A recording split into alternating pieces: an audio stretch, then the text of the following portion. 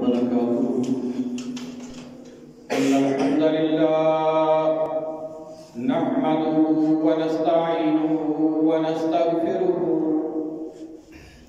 ونعوذ بالله من شرور أنفسنا ومن سيئات أعمالنا.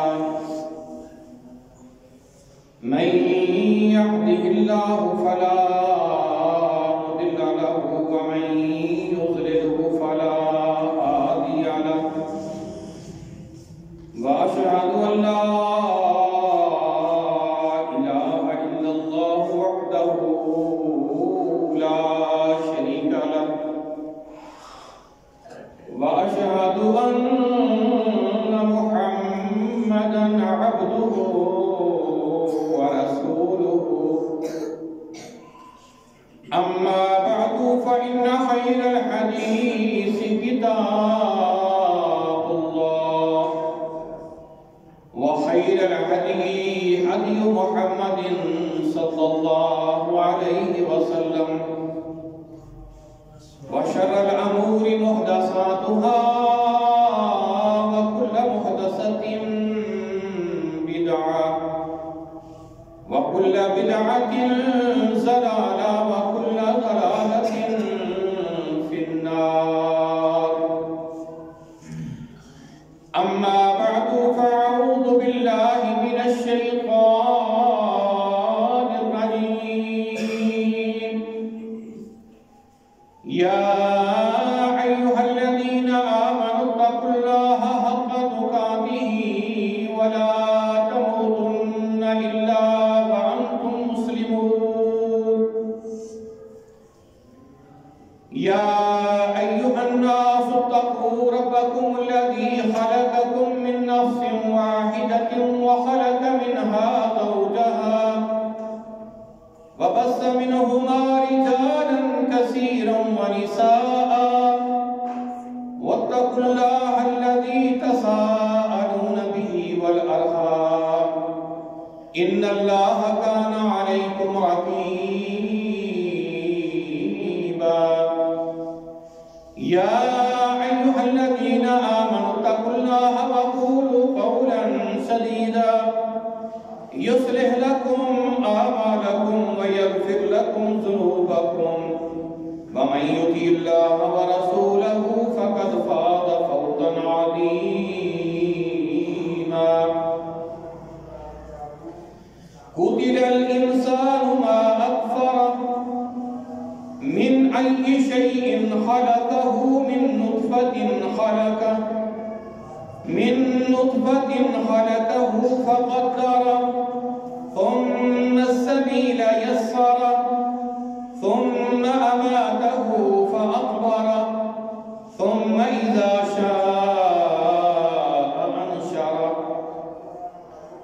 قتل الإنسان ما أكفره. ہلاک ہو گیا انسان، تباہ و برباد ہو گیا جس نے اللہ تعالیٰ کی ناشکری کی. من أي شيء خلقه من نطفة خلقه فقدره. کس چیز سے اس کو پیدا کیا گیا ہے؟ حقیر پانی کے قطرے سے اللہ تعالیٰ نے اس کو پیدا کیا، پھر اس کی تقدیر بنائی. ثم السبیل یسرا، پھر اس کے لیے راستہ آسان کر دیا. ثم اماتہ فاقبرہ، پھر اللہ تعالیٰ اس کو موت دیتا ہے، پھر اس کو قبر میں داخل کر دیا جاتا ہے. ثم اذا شاء انشرہ، پھر جب اللہ تعالیٰ چاہے گا اس کو دوبارہ زندہ کر لے گا. صدق اللہ العظیم وصدق رسولہ النبی الکریم.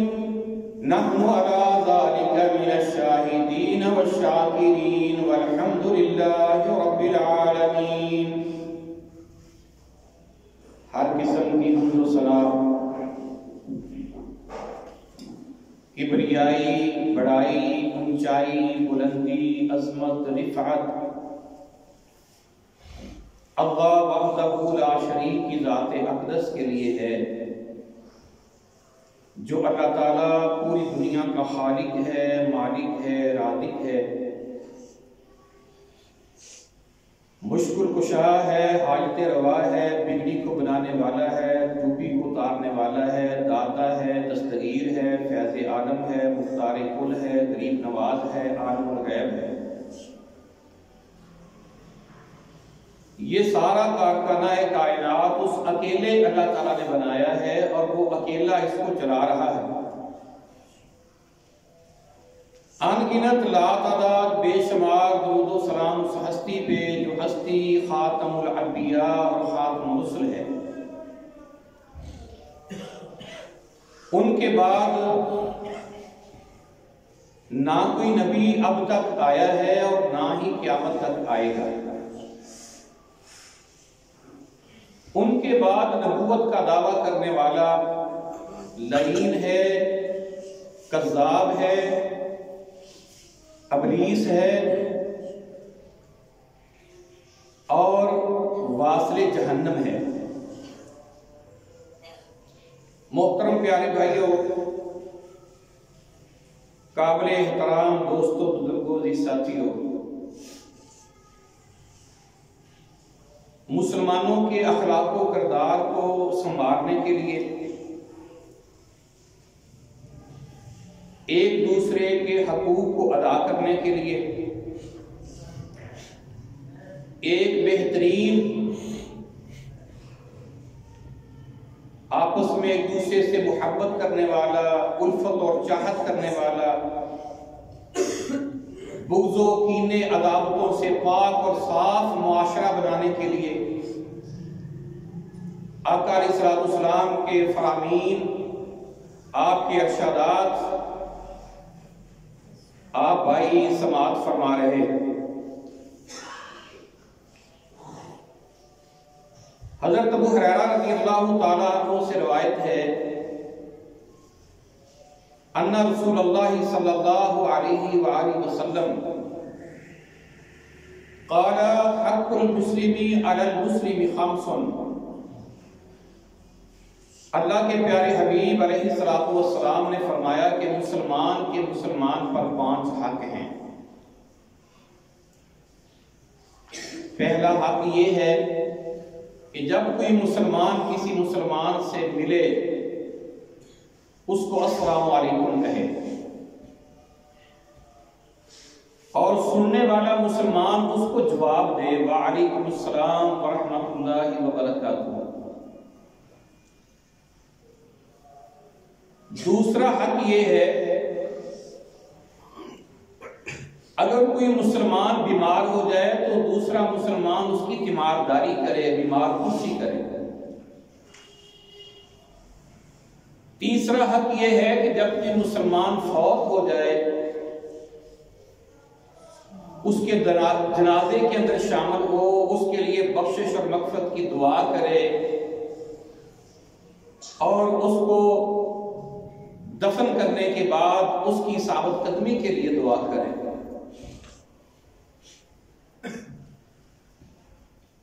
چوتھا حق یہ ہے کہ جب کوئی مسلمان کسی مسلمان کی دعوت کرے تو اس کی دعوت کو قبول کرے۔ پانچواں حق یہ ہے کہ جب کوئی مسلمان چھینک مارے اور کہے الحمدللہ تو اس کے جواب میں اس کو کہے یرحمک اللہ۔ ان 5 حقوق میں سے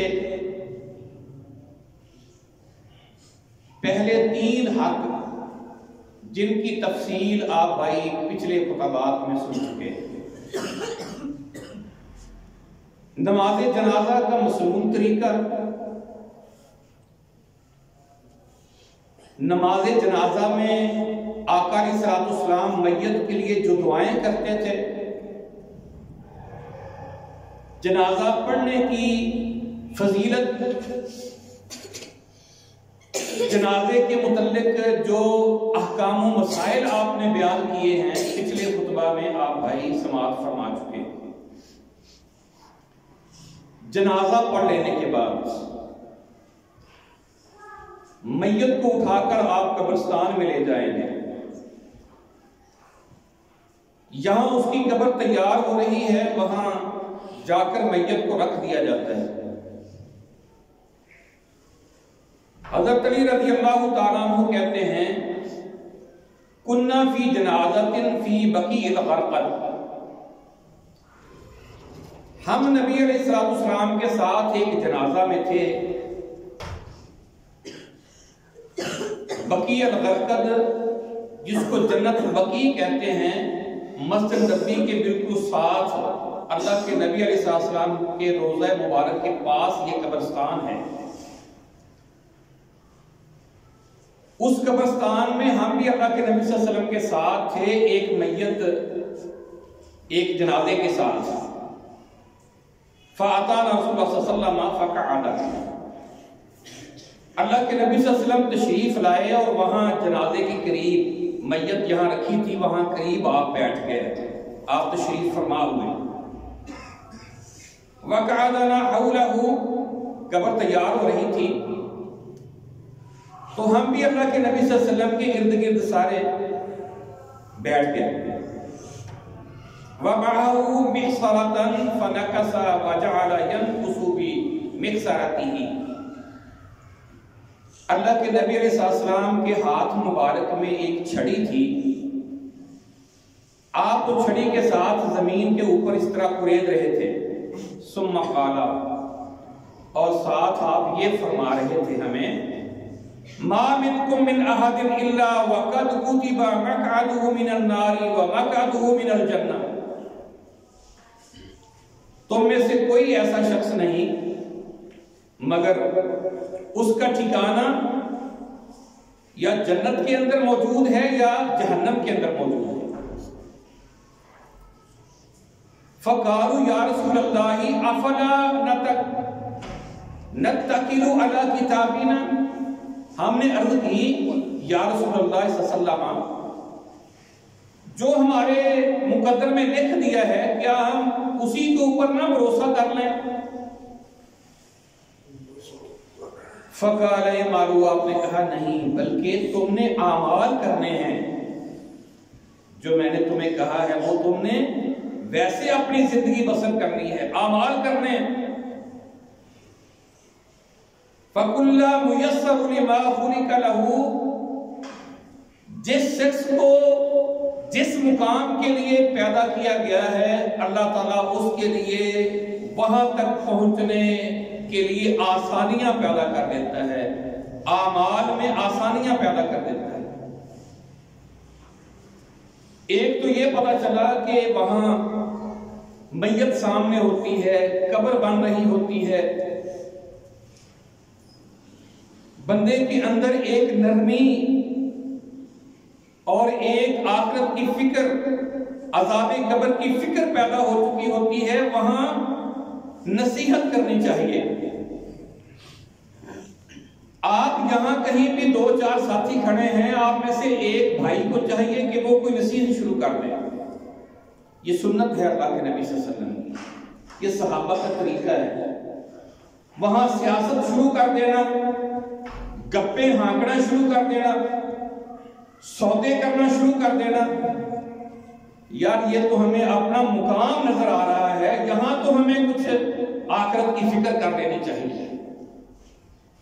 یہاں بھی آپ کھڑے ہیں، وہاں کوئی بھائی آپ کو نصیحت کرنا شروع کر دے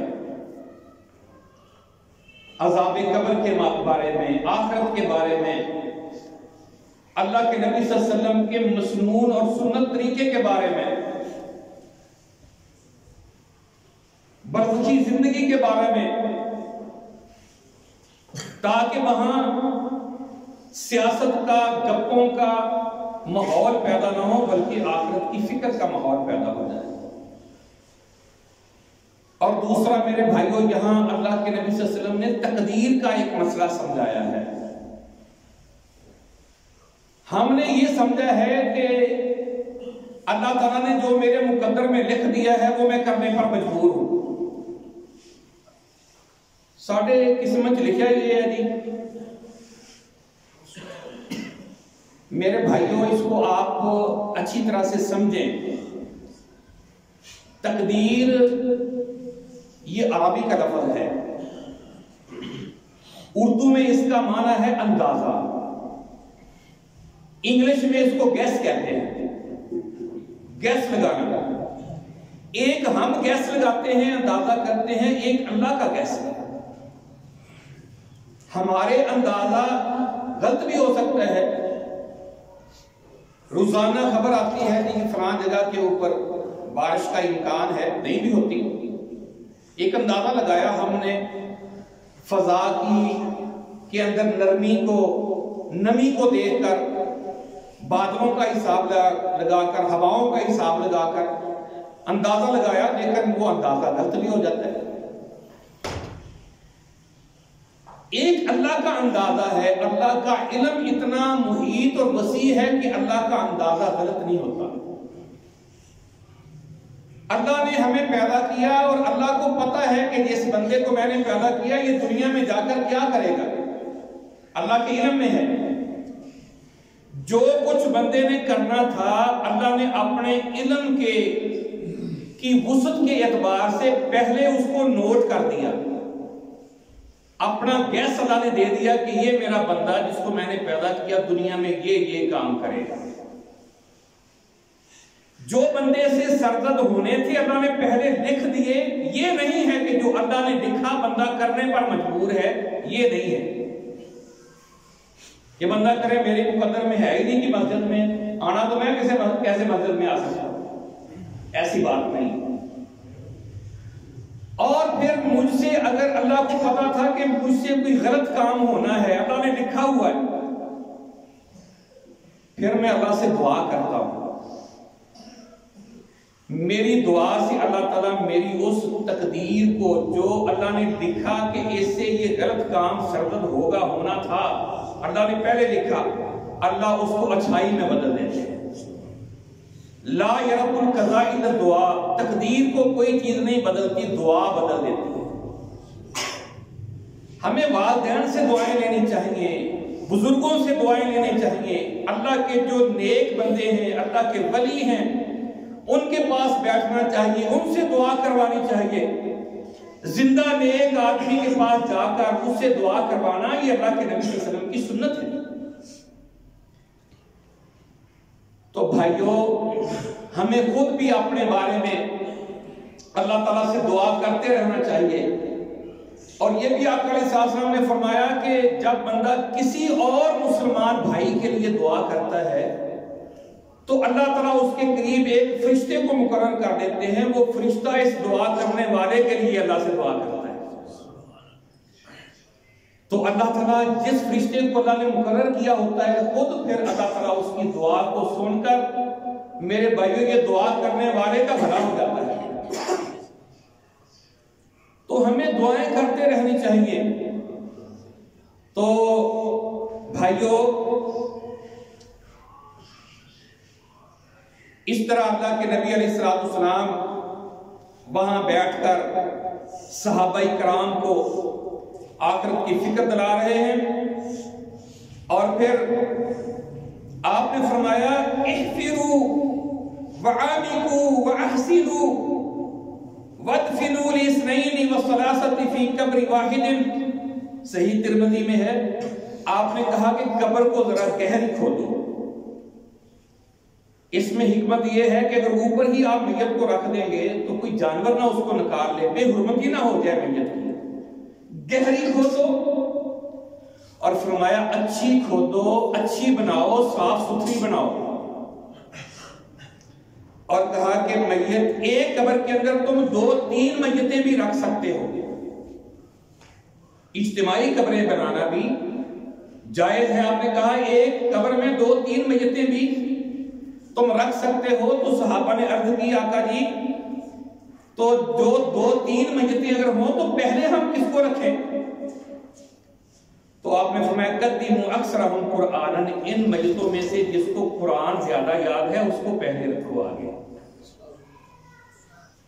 اس سے یہ بھی پتہ چلا کہ زندہ بھی جو قرآن کو یاد کرنے والا ہے، قرآن کو پڑھنے والا ہے، اور اس کو ہم اپنا امام اور پیشوا بناتے ہیں، اس کی عزت کرنا، اس کا احترام کرنا، یہ سنت سے ثابت ہے۔ بلکہ جب فوت ہو جائے تو مرنے کے بعد بھی جس کو قرآن زیادہ یاد ہو اس کا احترام زیادہ ہے۔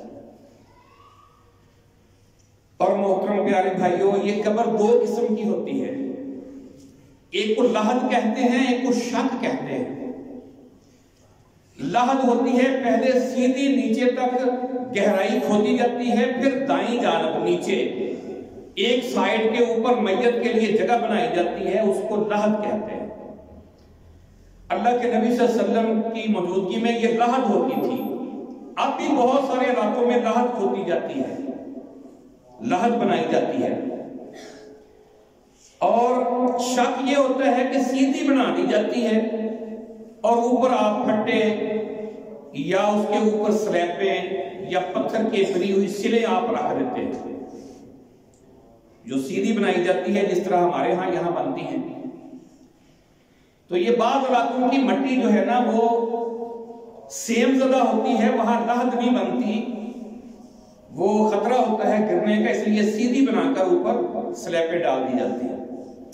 اللہ کے نبی صلی اللہ علیہ وسلم فرماتے اللحد لنا والشق لغیرنا، لحد ہمارے لیے ہے اور شک ہمارے دوسروں کے لیے ہے، یعنی کہ لحد کو آپ نے زیادہ پسند فرمایا ہے، لحد بنانے کی زیادہ فضیلت ہے، کوئی مجبوری ہو تو شک بنانا بھی جائز ہے، یعنی سیدھی بنانا بھی جائز ہے، لیکن اس میں آگ کی پکی ہوئی چیز استعمال کرنے سے منع فرمایا ہے۔ اینٹیں آگ کی پکی ہوتی ہیں اور سلیبوں کے اندر بھی جو سیمنٹ ہوتا ہے نا، سریا ہوتا ہے، وہ بھی آگ سے پکتا ہے، لیکن ہمارے ہاں یہ مجبوری ہے کہ اگر ہم وہاں پھٹے ڈالتے ہیں تو وہ بہت جلد سیب زدہ سیوں کھا جاتی ہے، اس کو قبر بیٹھ جاتی ہے، تو مجبوری کی وجہ سے ہمیں وہاں سلیبیں ڈالنی پڑتی ہیں۔ اگر کوئی بھائی وہاں پتھر کی بنی ہوئی جو ہے سلیبیں ڈال لے یا موٹے پھٹے وہاں ڈال لے تو یہ زیادہ بہتر ہے، یہ زیادہ فضیلت والا عمل ہے۔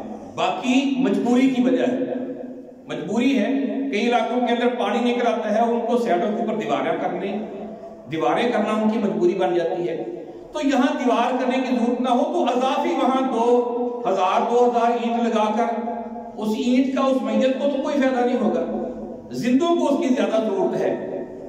تو اس لیے جہاں آپ نے قبر بنانی ہے اور وہاں 4 دیواری کرنے کی ضرورت نہیں ہے، ویسے بھی آپ وہاں میت کو دفن کر سکتے ہیں، تو وہاں یہ اضافی خرچہ نہیں کرنا چاہیے، یہ فضول خرچی ہے، اینٹیں نہیں لگانی چاہیے، ویسے بھی آپ کی پکی ہوئی چیز سے منع کیا اور دوسرا ضرورت بھی نہیں ہوتی اور وہاں 4 دیواری کھڑی کرنا شروع کر دیتے ہیں۔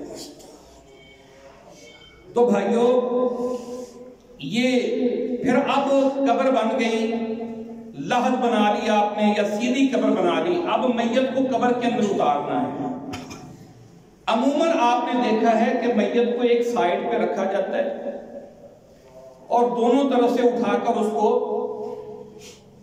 درمیان میں ایک صافہ ڈال کر اس کو پکڑ کر ہم قبر میں لے کر جاتے ہیں، عموماً آپ نے یہی دیکھا ہے۔ سنت طریقہ کیا ہے میت کو قبر میں اتارنے کا؟ تو محترم بھائی، عبداللہ بن یزید رضی اللہ تعالیٰ عنہ نے حارث کا نماز جنازہ پڑھایا، پھر اس کی میت کو قدموں کی طرف سے داخل کیا، وقالا، وہاں کہا ھذا من السنتی، یہ اللہ کے نبی صلی اللہ علیہ وسلم کی سنت ہے،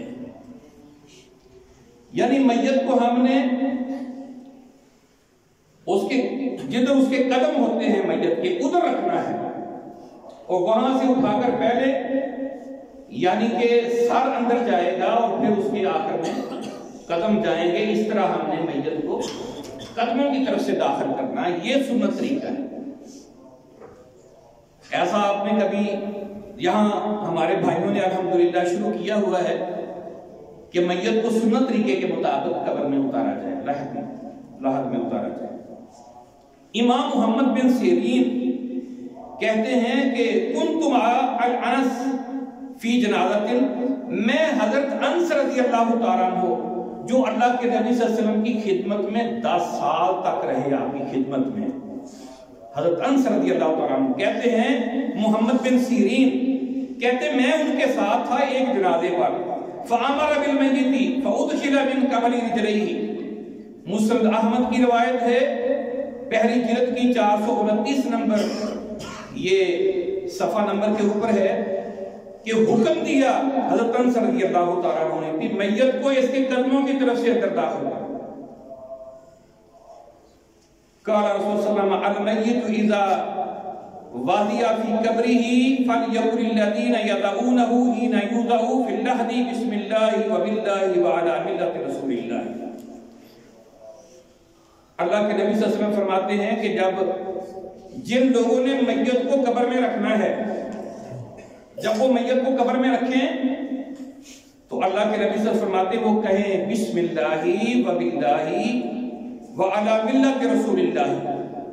یہ الفاظ بھی ہیں بسم اللہ وعلی سنت رسول اللہ، یہ بھی الفاظ ہیں بسم اللہ وعلی ملت رسول اللہ.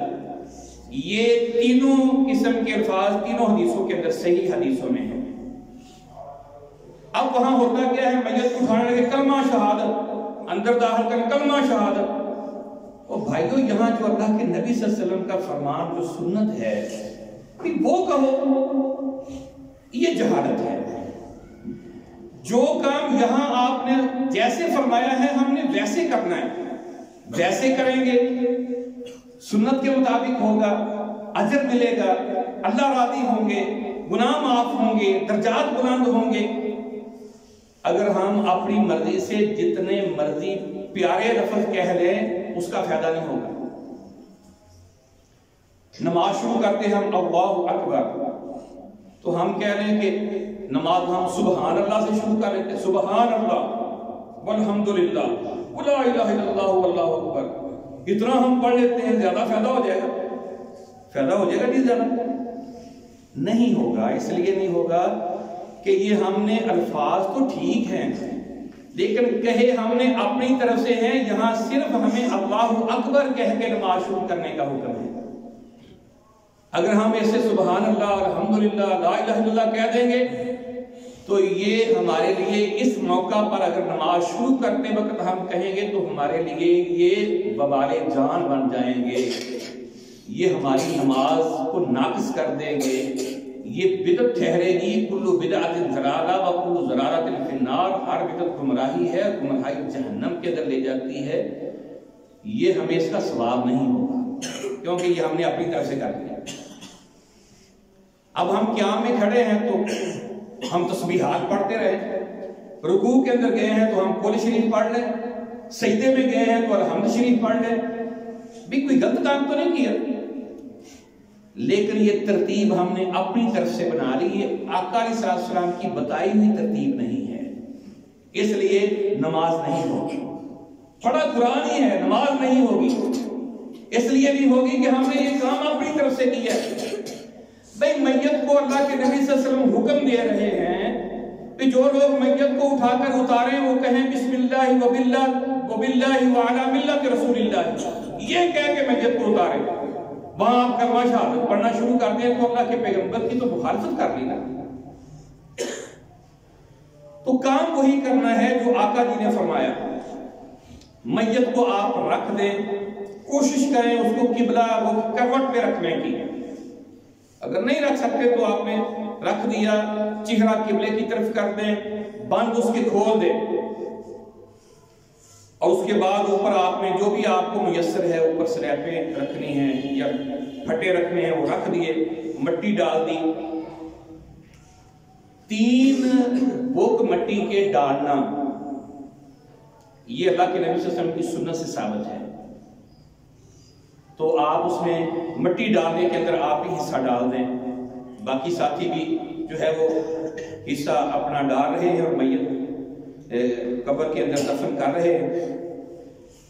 پھر یہ قبر جو ہے نا زمین سے 1 بالش تو اونچی رکھنی ہے. ہم پہاڑ بنا دیتے ہیں قبروں کے اتنی اونچی، اور تصور یہ بنا ہوا ہے جتنی مٹی نکالی ہے کہ اتنی ڈالنی ہے. یہ کوئی مسئلہ نہیں ہے، کوئی ضروری نہیں ہے کہ وہ ساری ڈالنی ہے آپ نے اوپر، یہ کوئی ضروری نہیں ہے. جتنی مٹی سے ساتھ آپ قبر مناسب بنا لیں اتنی آپ ڈال لیں، جو باقی ہے اس کو سائڈوں پہ ڈال دیں. کوئی حرج نہیں کہ ساری ڈالنی ہے اوپر، کوئی مسئلہ نہیں ہے. آپ نے جو قبر کا حصہ ہے نا اس کو 1 بلشت رکھنا ہے اور پھر اس کو کوہان نما بنانا ہے، یعنی جس طرح اونٹ کی کوہان ہوتی ہے نا، اس طرح آپ تھوڑی سی مٹی لے کر اس کے اوپر رکھیں گے تاکہ وہ قبر جو ہے کوہان کی طرح بن جائے۔ یہ شکل ہے سنت کے مطابق قبر کی، اونچی نہیں ہونی چاہیے۔ حضرت علی رضی اللہ تعالیٰ عنہ کی اللہ کے نبی میں ڈیوٹی لگائی تھی کہ علی جاؤ اور جو تمہیں اونچی قبر نظر آتی ہے برابر کر دو اس کو، یعنی کہ اس کو باقی جو سنت کے مطابق قبریں ہیں ان کے برابر کر دو۔ تو محترم پیارے بھائیو، پھر حضرت جابر رضی اللہ تعالیٰ عنہ کہتے ہیں نہا رسول صلی اللہ علیہ وسلم ان یجسس القبر وان یقعد علیہ وان یبنى علیہ۔ صحیح مسلم کی حدیث ہے، اللہ کے نبی علیہ السلام کا اللہ کی قسم یہ سچا فرمان ہے، آپ نے فرمایا قبر کو چونا دھاچ نہ کرو، پکی نہ کرو، سنگ مرمر لگا کے سیمنٹ لگا کے پکی کرنا قبر کو خلاف سنت ہے۔ منع کیا اللہ کے نبی نے، حکمن منع کیا ہے کہ قبر کو پکی نہ کرو، قبر کے اوپر مچاور بند کرنا بیٹھو، اور فرمایا ان یبنى علیہ، قبر کے اوپر کوئی عمارت کھڑی نہ کرو، کمرہ بنا دینا، گنبد بنا دینا، پلر کھڑے کر کے چھت ڈال دینا، اور بھی میت کو ان چیزوں کا فائدہ ہوگا۔ آپ نے حکمن ان چیزوں سے منع کیا ہے، اس لیے جتنے دربار بنے ہوئے ہیں بالکل خلاف سنت، اس کی کوئی اجازت نہیں ہے۔ اللہ کے نبی صلی اللہ علیہ وسلم نے حکمن منع فرمایا کسی قبر کے اوپر کوئی عمارت کھڑی نہ کرو۔ اللہ کے نبی صلی اللہ علیہ وسلم کی قبر کھلی تھی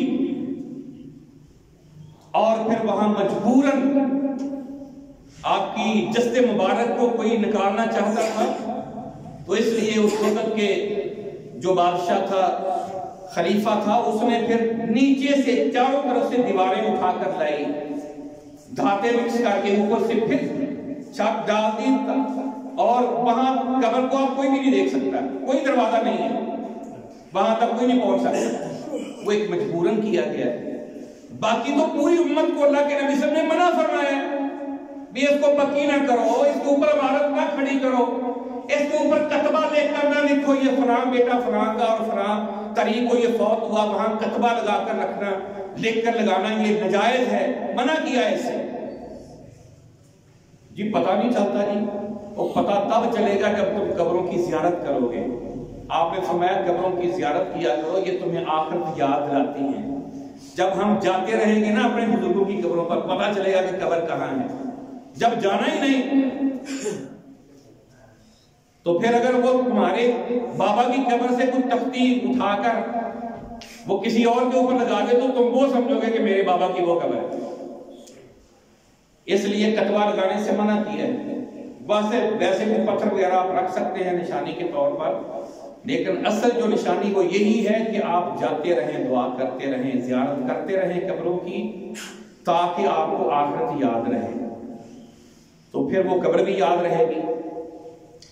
تو بھائیو، یہ اللہ کے نبی صلی اللہ علیہ وسلم کا حکم ہے۔ آپ نے فرمایا لا تجلسوا علی القبور ولا تسجدوا الیہا، نہ قبروں کے اوپر بیٹھو اور نہ ہی کوئی قبر کی طرف منہ کر کے نماز پڑھے۔ قبر کی طرف منہ کر کے، ایسی جگہ پہ مسجد یہاں قبریں بھی ہوں، مسجد کے قبلے کی طرف بھی قبریں بنی ہوئی ہیں، وہاں نماز پڑھنا حرام ہے، ناجائز ہے، وہاں آپ نماز نہیں پڑھ سکتے۔ منع کیا ہے ایسی جگہ پر نماز پڑھنے سے۔ جو قبرستان میں مسجد بنائی ہوتی ہے، پیچھے بھی قبریں، آگے بھی قبریں، درمیان میں مسجد بنی ہوئی ہے، تو اس سے منع فرمایا ہے۔ عقبہ بن عامر رضی اللہ تعالیٰ عنہ کہتے ہیں ثلاث ساعات، اسی طرح آپ نے فرمایا کہ کوئی بندہ کسی کوئلے پہ بیٹھ جائے، کوئلہ اس کے کپڑے جلائے، کپڑے جلا کر اس کی چمڑی جلا دے، یہ بہتر ہے کہ کوئی کسی قبر کے اوپر بیٹھ جائے، وہ مجاور بن کر بیٹھ جائے یا قبر کے اوپر چڑھ کے بیٹھ جائے، اس سے بہتر ہے کہ وہ کسی کوئلے سے اپنا جسم جلا دے، وہ بہتر ہے۔ منع فرمایا آپ نے۔ اور اسی طرح فرمایا کہ 3 ٹائم ایسے ہیں، 3 اوقات ینہانا رسول اللہ صلی اللہ علیہ وسلم، اللہ کے نبی صلی اللہ علیہ وسلم نے ہمیں منع فرمایا ان نصلی فیہن او ان نکبر فیہن، کہ ان اوقات میں ہم نماز پڑھیں یا ان اوقات میں ہم اپنی میت کو دفن کریں، موتانا اپنے مردوں کو دفن کریں۔ وہ تین اوقات کون سے ہیں؟ ہین تطلع الشمس، جب سورج نکل رہا ہو، حتی ترفع، یہاں تک کہ وہ بلند ہو جائے، جب نکل رہا ہے اس وقت نماز بھی نہیں پڑھنی، میت کو بھی نہ دفن کرنا، یعنی نماز جنازہ بھی نہیں پڑھنا اور دفن بھی نہیں کرنا۔ فہین یقوم قائم، جب بالکل سر کے اوپر ہو سورج، حتی تمیل الشمس، یہاں تک کہ سورج ڈھل جائے۔ وہینا تضیف الشمس للغروب، جب غروب ہونے کے قریب ہو، حتی تغرب، یہاں تک کہ غروب ہو جائے۔ ان تین اوقات میں نہ نماز جنازہ پڑھنا ہے نہ میت کو دفن کرنا ہے۔ آپ نے منع فرما دیا، صحیح مسلم کی، ابو داؤد کی اور نسائی کی حدیث۔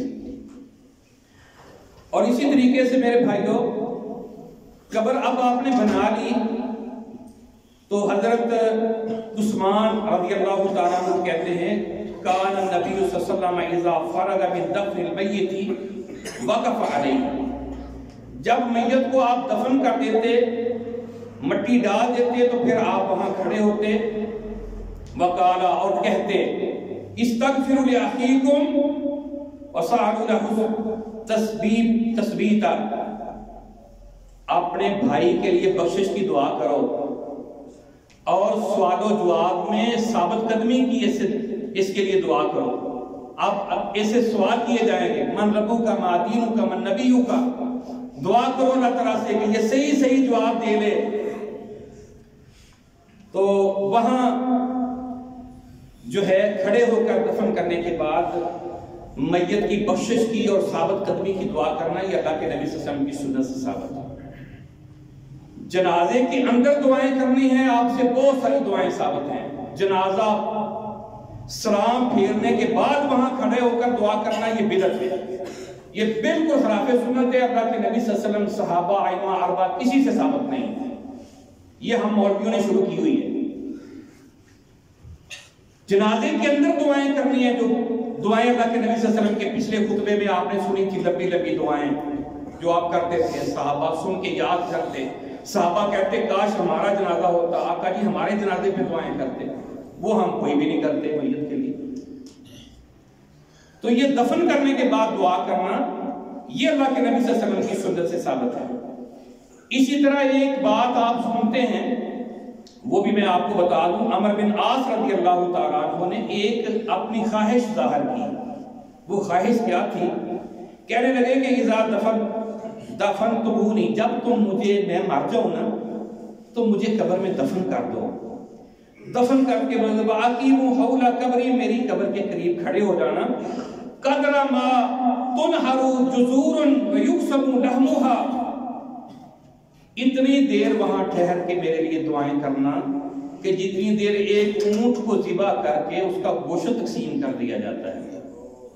یہ انہوں نے ایک اپنی خواہش ظاہر کی ہے، اپنی درخواست کی ہے کہ میرے لیے اتنی دیر وہاں دعائیں کرنا تاکہ میں صحیح جواب دے سکوں، میں قبر کے عذاب سے بچتا ہوں۔ یہ فائدہ ہوتا ہے میت کو ہماری دعائیں کرنے کا۔ اللہ سے ہم درخواست کرتے ہیں تو اللہ درخواستیں قبول کرتا ہے اپنے بندوں کی، میت کو فائدہ ہوتا ہے دعا کرنے سے۔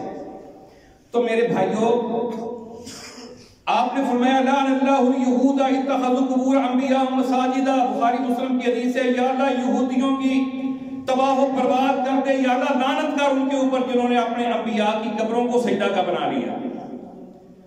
آپ نے فرمایا لعن اللہ الیہود، امی عائشہ رضی اللہ تعالیٰ عنہ کہتی جب آپ کا بالکل آخری وقت آیا تھا دنیا سے جانے کا، اس وقت آپ نے یہ فرمایا لعن اللہ الیہود والنصارى، اللہ تعالیٰ یہودیوں عیسائیوں کے اوپر لعنت فرمائے، اتخذوا قبور انبیاءہم مساجدا، جنہوں نے اپنے انبیاء کی قبروں کو سجدہ کا بنایا۔ قالت فلولا ذالک لأبرز قبرہ ولکنہ خشی ان یتخذ مسجدا، کہتی ہیں کہ آپ کی قبر بھی کھلی رہتی، آپ کی قبر کو اس لیے بند کیا اس خطرے سے کہ کہیں لوگ اس کو سجدہ گاہ نہ بنا۔ اولئک اذا مات فیہم الرجل صالح، بخاری مسلم کی حدیث ہے، فرماتی ہیں اللہ کے نبی صلی اللہ علیہ وسلم نے فرمایا اولئک اذا مات فیہم الرجل، یہ یہودی عیسائی ان میں سے کوئی نیک بندہ ان کا جب فوت ہوتا بناؤ علی قبرہ مسجدہ، اس کی قبر کو کے اوپر سجدہ گاہ بنا لیتے، ثم صوروا فیہ، پھر اس نیک بندے کی تصویریں بناتے، تلک صور، پھر ان کو وہاں